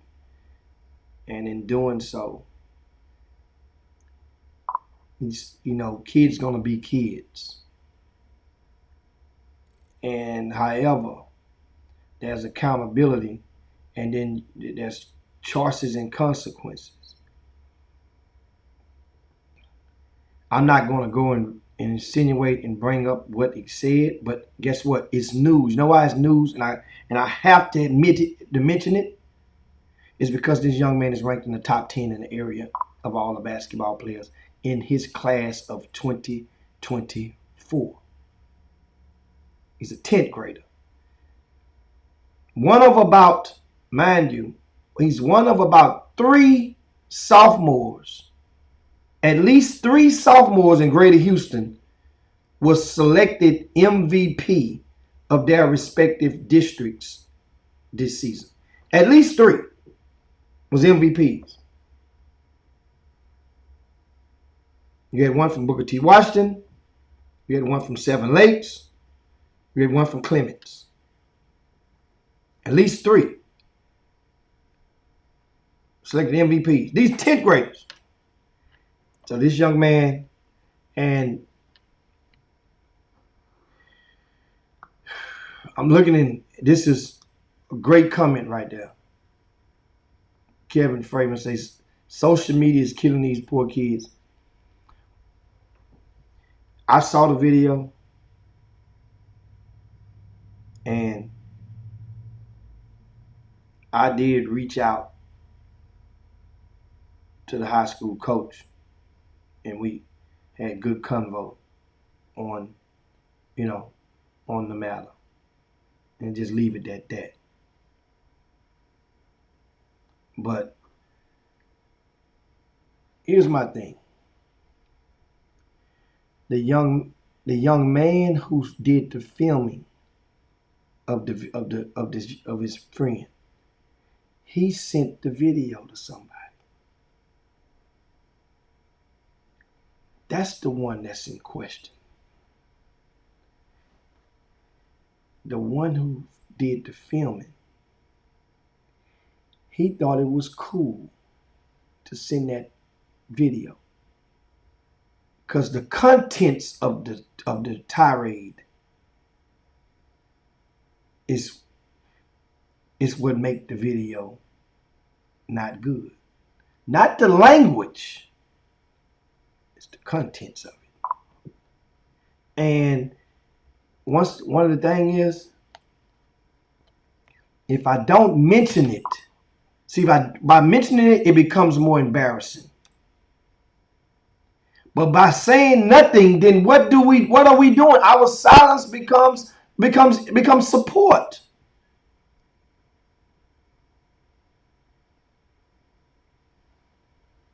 People say, well, man, like I said, all them just kids. They just kids, man. Kids gonna have fun. Yeah, okay, have fun. But just understand, there's consequences for having too much fun. Having fun at the expense of calling other people out of their names and antagonizing them. It's consequences to, So guess what? We hope this is a learning curve for the young man. And we know that he's going to, if he hadn't done it already, apologize. But then, one thing about apologies hardly mean nothing if you're not saying what you're apologizing for. And it's not going direct. But at the same time, that video was made, and published on social media. That's the scene of the crime. The apology need to be on social media. That's just going back to the old school. But I'm It was shocking, but I got to bring it up. I had to bring it up. And want you guys to understand that way now, no, that comes with the stardom. That comes with it. So lastly, want to give you guys, like I said, I had breaking news to give you guys. Breaking news is high school coaches that are out there. There are a few jobs that are expected to open up around Greater Houston. I know 3 of them for sure. One of them most recently is Milby High School. Milby High School, HISD, is expected to open up, but I've already gave you guys in the VIP news a month ago whom I expected to get that job. That I already had the rumblings. It's already in place. Chris Isles, former Hastings High School star, is expected to be the front runner for that Milby High School gig. Right? And here's the deal. I'm going to get into this in a second. Another job is open. It's the Fulshear High School job. Fulshear. And also Lamar High School in HISD, which is they got a brand new school building just like Milby does. And Lamar High School is one of the prized jewels of Houston Independent School District. But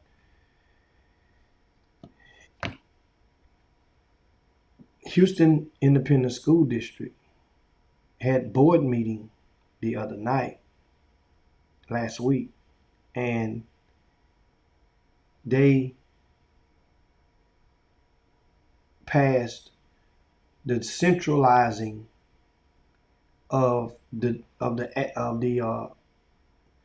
athletics being put in place back into under the umbrellas of the athletic department. For recent years, HISD went to what they call site-based management.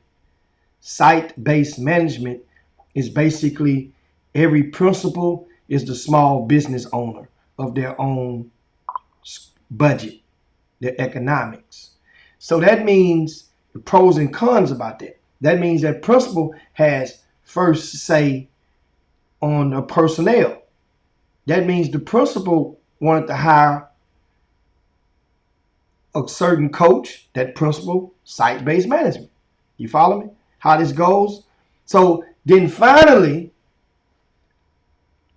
it has cons to it too now, because certain principals don't have winning ways or winning cultures in certain sports. They might not allocate the same amount of resources out of their budget to certain sports as others may. So that creates a disadvantage for a lot of programs in a lot of sports. As opposed to when it was in athletics, everybody got uniforms once every 3 years. Everybody got this in their budget. Everybody was proportionately distributed. So now are supposed to be proportionally distributed. Right? So this is big because just recently, one of the schools in HISD, a principal was hired a year ago from a junior high. And guess what that principal did? Guess what she hired as a head coach? A coach from that junior high. Because that's one of her good teachers. And she said, you know what? He's certified in this. We're going to give him his job. I know him. I trust him. I'm hiring him. So now the rumblings from the OGs of coaches or the guys that's more experienced say, well, how? I've been waiting to do my turn, waiting my time. You mean tell me this how they going to do this? So that amplified the cries. Once again, talking about Houston Independent School District. They expected now the athletic department, starting next year, will assume the control of the athletics and the budgets. that means also the athletics, it's expected. I haven't confirmed this though. It's expected. If that's the case, then guess what? Then athletics is going to probably maintain or assume the primary role in the hiring of the coaches now. You see now what is going? Now, I would understand. When I say the primary role in the hiring process, let me put that word in there. That means you would possibly I can see this coming a mile away. Athletic department would serve as the search firm for that particular school. Get it down to 1 or 2 candidates, maybe 3 candidates, and give it to the principal. Hey, these are 3. And athletics will sit in on the interview process after they weed them out. Principals don't have time to be doing all that. This is what I'm expecting. Right? And so that's the thing. What's in Houston Independent School District. We see Robert Hallinan time then on the Chop Shop. And he's on the YouTube Boom Boom Room conversing with y'all. And you guys make sure you share the show if you haven't done so already. But that's big news. Big news. Because Chris Isles was hired at Milby in January. He was the coach at Alvin High School at the beginning of the season and had led them. They were en route. Matter of fact, they had already accumulated more wins this season at Alvin High School than they had done for the past 2 years combined. He was rolling with Alvin High School, right? Chris Isles, that is. And so the principal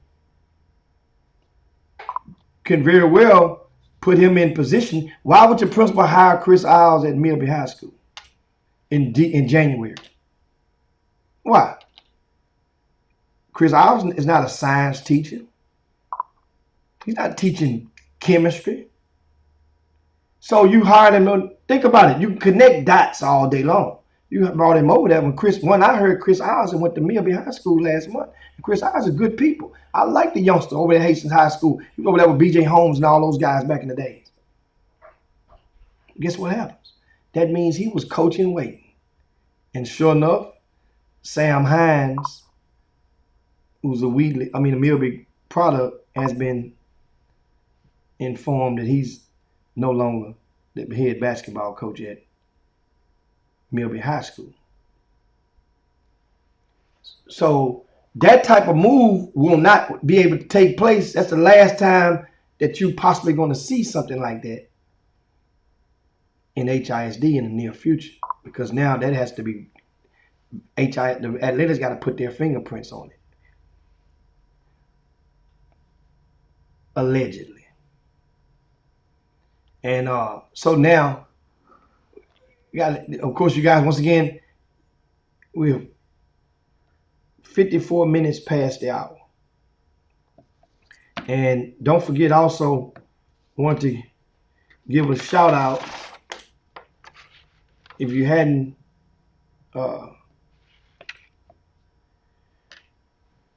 this past weekend, the John Lucas All-Star Weekend took place in Houston, and the team from the Puerto Rico Elite, they had a lot of kids that's from around the country and from Puerto Rico as well that galvanized together to play in this tournament.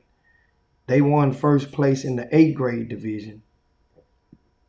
They beat the San Antonio Future. So the San Antonio Future made it to the championship game and lost 56-38 to Puerto Rico Elite. That San Antonio Future team, they will be playing in the spring icebreaker next weekend in Houston. In the 7th grade division, I think it was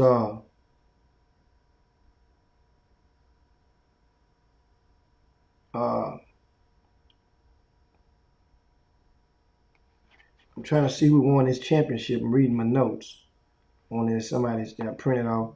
And it looks like Team Griffin beat Puerto Rico Elite 75-65. And I'm sorry, 7th grade division, Team Trey Young beat Live On Florida Elite out of New Orleans. That's the Clyde Jackson and Live On collaboration. They made it to the championship and lost to Team Trey Young. That Live On Florida Elite team that made it to the championship, they will be playing at the Spring Icebreaker. 6th grade was Team Griffin beat Puerto Rico Elite 75-65. 5th grade division, Live On Florida Elite beat the Southern Assault in the championship 42-39. That Live On Florida Elite blue chip team will be playing in the Spring Icebreaker. And of course, 4th grade JL3, 53 Oklahoma Chaos 30 in the. I haven't got confirmation, but I'm expecting that JL3 team will be in the Spring Icebreaker as well. The Spring Icebreaker, guys, will take place March the 18th through the 20th. And the locations, you can download the RCS Sports app to get all of the locations. They only right now we have about 6 or 7 locations that we're using, and we got another couple of them that we probably won't use, and we still have them reserved. And here's want to let you know, it's gonna be we're gonna start working on the schedule tomorrow.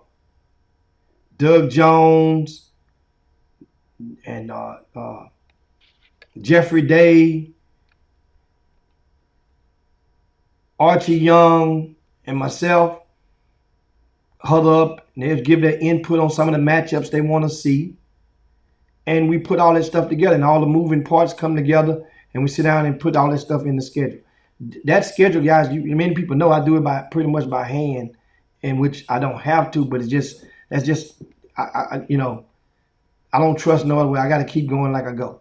It's been good when you put your finger in the pot like we do with this schedule. So you got yes, and we're going to land the plane in a couple of minutes so that everybody can catch Robert Hatter and Chatterbox on the KTSU. Download that app right now if you haven't done so. I already got my TSU Burton. I'm ready. I'm ready. Now, speaking of the icebreaker, I want you guys. They had a team this morning that called this, and I found they had been misled by another tournament going on, and people making them believe that teams that are not playing are playing in the other tournament. I'm gonna tell you something, guys, and you are the consumer. If somebody is using those tactics to get you to play, to deceptive tactics, that's why I call some people I call them janky promoters. If people use janky tactics like that, for you to even agree to it, you should pose the what if. What if? What you mean, what if? What if that team doesn't come? Will you give me my money back? That's one. Well, what if they letting them in free? I heard they making phone calls. Say, man, I know you playing over there with the icebreaker, with Jim Hicks and the crew. Just come on and give us one game over here. Let me tell you something right now. I applaud you. You feel welcome to go and play in as many events as you want to at the same time. Parlay your exposure. But if somebody's want to get you to do that, do you not understand that your parents is going to want to feel the sticker shock, because your parents is going to have to pay an extra gate to see their kids play that one game or so. Then got to go. So that means now you're not thinking about that as the grassroots coaches. If somebody comes to you with such a proposal, take it, but tell them let your parents in free. That's only that condition, and watch how the atmosphere changed then. I got 15 parents. We come play. You gotta let all of them in free. Then it don't become about, they don't want you to play as much no more. That things start to change. All that, see, I'll tell you something. I got all the counter punches to the stuff that a lot of people are swinging out there. That's all you got to do. That's all you got to say. That's all you have to say. Now, meanwhile, we are at the top of the hour, guys, and it is time to get on up on out of here. We want to, and we thank you guys so much for tuning to the Chop Shop today. Made the show great. Doug Jones got his plug. Doug Dozen, May the 20th through the 22nd, right? The Doug's Dozen. Grassroots coaches, go ahead on and sign up for that event as well. And well, we're gonna slide down Dino's back and yabba do this thing. I got stuff to do, got to prepare. Of course, you got the state tournament kicks off in Texas on tomorrow. We want you guys to make sure you continue to spread the word about the Chop Shop. You got questions? Send to our mailbag, chopshophtx@gmail.com. chopshophtx@gmail.com.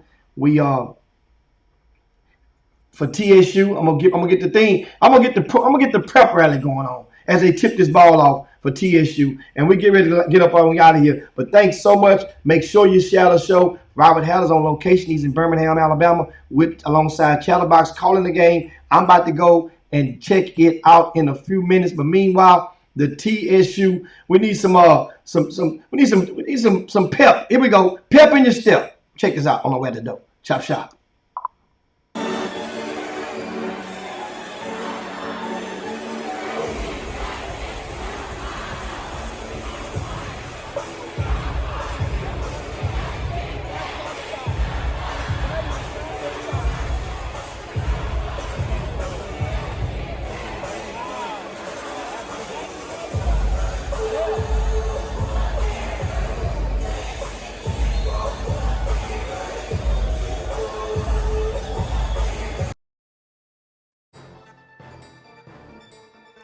Jim Hicks,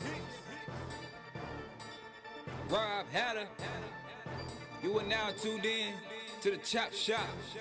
I'm Retro, let's get it. We in the Chop Shop, we live in the Chop Shop. We talking sports talk, we live in the Chop Shop. We in the Chop Shop, I'm talking sports talk. So turn your dials up, it's live in the Chop Shop. We in the Chop Shop, we live in the Chop Shop. We talking sports talk, we live in the Chop Shop. We in the Chop Shop, I'm talking sports talk. So turn your dials up, it's live in the Chop Shop. Yeah, it's lit in the Chop Shop. Turn your dials up in the drop top. They ain't mixing debate, but they keep it fact straight. Going 30 for 30, let's do a first take on Facebook Live from 12 to 2. Rob Hatter and Jim Hicks going back and forth like Carter Ray, Skip Bayless and Stephen Smith. From on the court, off the court, straight to the field. Not a man that steals, but I made it steal. To the octagon where I fight to kill. We go face to face, then you write your will. I don't play tennis, but I bring the racket. I'm on the floor, I attack the basket. Put you in the casket when I'm overlapping. Never showing mercy, cause I'm always snapping. Never showing mercy when I'm in the arena. Step into the ring, he hit me as I beat him. Step into the court, I'm never backing down. Killing competition, I'm smacking down. Let me get back to the other stuff at the Chop Shop, cause they cutting up. It's Retro coming to you live to the Chop Shop. Now let's turn it up. Yeah, we in the Chop Shop, man. Shout out to Jim Hicks and Rob Hatter. You can catch the Chop Shop live from 12 to 2 on Facebook Live. Let's get it. We in the Chop Shop, we live in